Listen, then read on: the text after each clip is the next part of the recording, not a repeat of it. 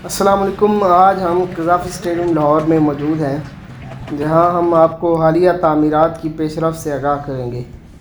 इस स्टेडियम की तामीर में जदीद टेक्नोलॉजी का इस्तेमाल किया जा रहा है, जो इसे आलमी मयार का स्टेडियम बनाएगा।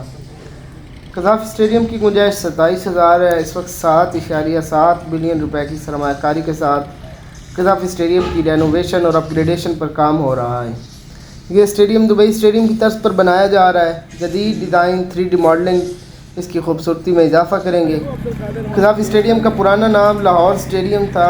साबिक लीबियाई रहनुमा मुअम्मर गद्दाफ़ी के नाम पर बाद इसको तब्दील कर दिया गया, जिन्होंने इसकी तामीर में $25 मिलियन की मदद की।